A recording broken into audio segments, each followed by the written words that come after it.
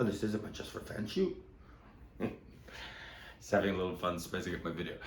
It's early, I'm on 4 hours of sleep, but yesterday somebody said to me, this is Stock Bro from the Bro Pit, and somebody said to me yesterday, like, I keep seeing all these memes with shredding me, and I don't get it. So I was like, okay, let me do this video before I do my Lingo 101. So, just open up an account, you buy 100 shares of Apple, you are now long 100 shares of Apple. Now, if say you just opened your account, never did a trade before, you think Apple's going lower and you want to short 100 shares of Apple. To do that, you first need to locate 100 shares of Borrow. Now, Fidelity, Vanguard, there's pension fund managers are sitting on a gazillion shares, and nobody in their right mind is shorting Apple. So, you're basically like, I need 100 shares of Apple to anybody, and they're like throwing them at you.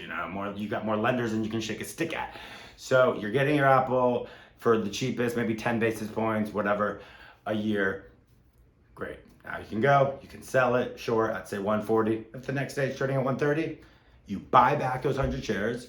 You now have 0 positions. You are now flat, and you just made $10 a share because it went down $10, and you bought it back for $10 a share on those 100 shares. You made $1,000. Great.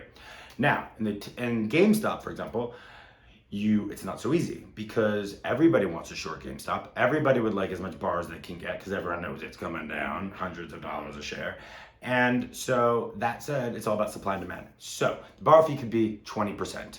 Now, even if you think like it's going to hover around this price and in a year later it's finally going to dip and all the short squeeze is going to abate, you would still pay 20% a year because you're expecting to say make 50% on the year. So you're like, fine, I'll pay this exorbitant like borrow fee because I expect to make 50%. So great. So then the lender's like, great, I'm gonna make 20% a year just to like let them, go and do whatever he wants with these shares, sell them short in the market.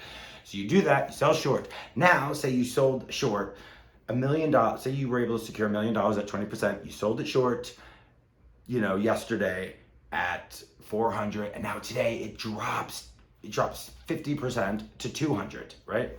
So you're like, oh my God, I made my 50% in one day. Guess what?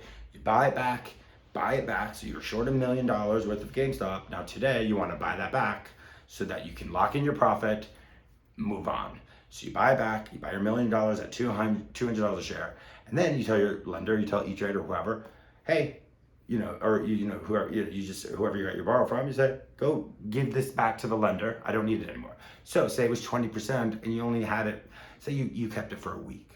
That would be 1/52, because 1 week out of 52 weeks in a year times 20%. Remember, that's a yearly rate. So you basically made 50%, and it actually only ended up costing you 0.38% on that borrow since you didn't hold it for an entire year. Make sense?